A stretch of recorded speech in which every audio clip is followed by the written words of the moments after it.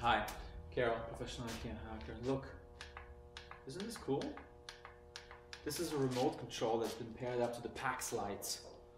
So this is a custom bookcase with some Section cladding and PAX lights. Talk about an affordable Ikea hack. If an electrician was to wire this, get that money gun going. That's why I say on my blog, I said that the future of custom furniture is Ikea hacking. I know there's, I don't know, hundreds, if not thousands of students enrolled in and participating in sort of fine woodworking classes, hand cutting those dovetails, chiseling out those mortises, cutting those tenons on the table saw, or there are other ways actually, more efficient ways of cutting tenons, you know. And so what are they doing? You know, they're hoping to learn a skill, they're hoping to learn a trade that when they graduate, yes, they will have a job. Unfortunately, it doesn't work like that. You know why? Because custom furniture takes a lot of time. And you know, when you look at it and you say, look, a piece of furniture will take me 60 hours to build, or it will take me 80 hours to build, and add to that material. And some of this material could be precious, so it could be a little more, even more expensive. So you're raising the barriers to accessibility to custom furniture. You know, and then when you think of custom furniture, you probably, in your mind, you're thinking probably something fancy, design. You know, there's a designer involved. You know, there's a designer involved. There's a craftsperson, you know, experienced, with an overhead of a shop and, you know, expensive machinery. You know, one of a kind, you know, precious. Or there could be an artist, an artisan, somebody who has a unique vision, you know, geometric. It could be something, but you know, about the geometry. It could be maybe its finishing process. You know, I don't know. There are people like that who are kind of just do the one thing, and you know, they're well known for that, and they've got that niche, and you know, they're making that money, and they're charging a premium.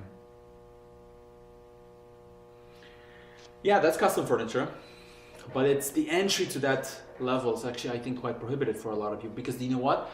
There are more people in this world with less money than there are people with more money. I know the social media, the Instagram, the feeds are full of these, you know, these amazing custom pieces, but yeah, they cost a lot of money. They're not the cheapest. So, but you know what custom furniture is? It also is something quite, you know, accessible, like a chest of drawer that you get at Ikea, and you do a makeover on it. There's a lot. Ikea sells actually, I think, two models that I'm aware of, that I have personal experiences with, that are unfinished wood, and you know, you can take them and you can really do a number on them, and it will look like $1 million, like a really inexpensive piece. It will take your own skill and your own time to do it. That's custom furniture. Or maybe you buy a slab at Ikea.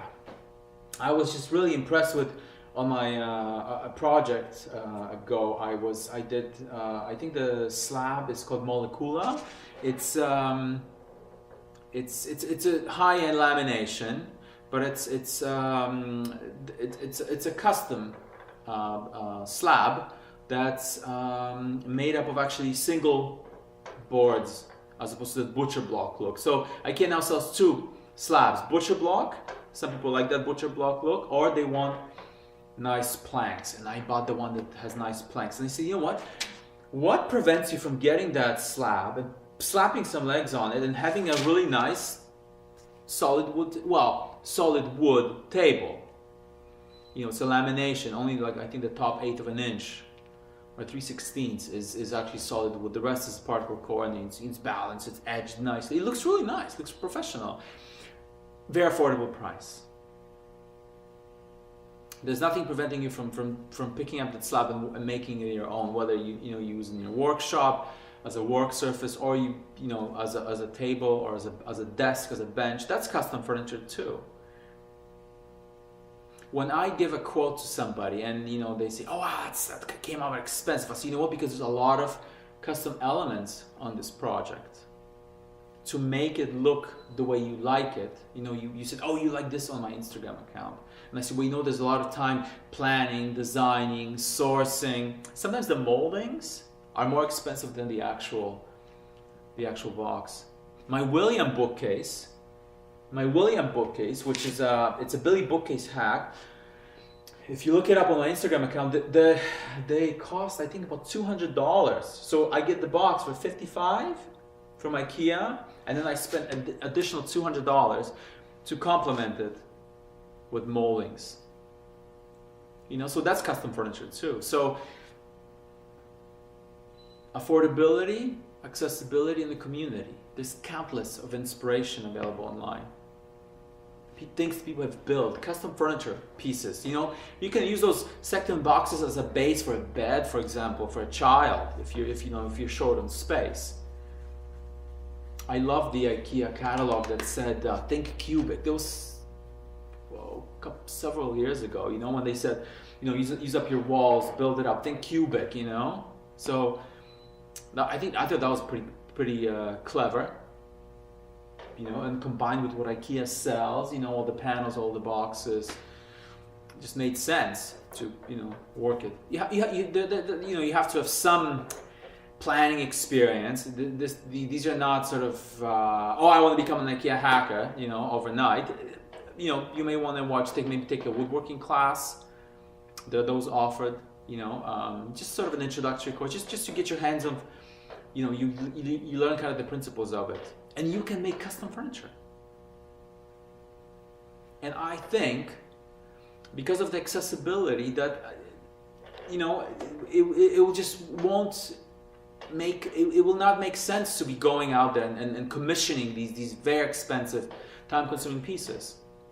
You know, there's an interesting shift in our society. And that shift is that people are ending up having more free time on their hands, whether they work from home or they're contract based. So, you know, they have this really intense period of work and then they have time off. And what am I going to do? How about you pick up some IKEA hack and you do some renovation? An anecdote. A friend tells me about his coworker who decides to take some time off from work because it is cheaper for him. And it goes to the heart of how much you value your own labor, your own creativity. It's cheaper for him to take some time off from work and manage the construction of his custom retirement home than to keep on working and hire a company, a contractor, a manager, a designer or an architect to lead that. He's got that skill set from his younger years that he acquired. He's not doing it now, but back in the day he had that skill, and you know, he still has it. He hasn't lost it. So if you have a skill in some woodworking and designing, and you like being creative, and you have extra time on your hands, what are you going to be doing? Why not do some custom pieces for your house? Improve your own space. I think IKEA hacking is the future of custom furniture. There will be just, you know, when we can pick everything a la carte. You know, pack slides, custom box built, panels from the Ringholt collection, selection, you know, the panels. It makes sense. And it makes it more affordable.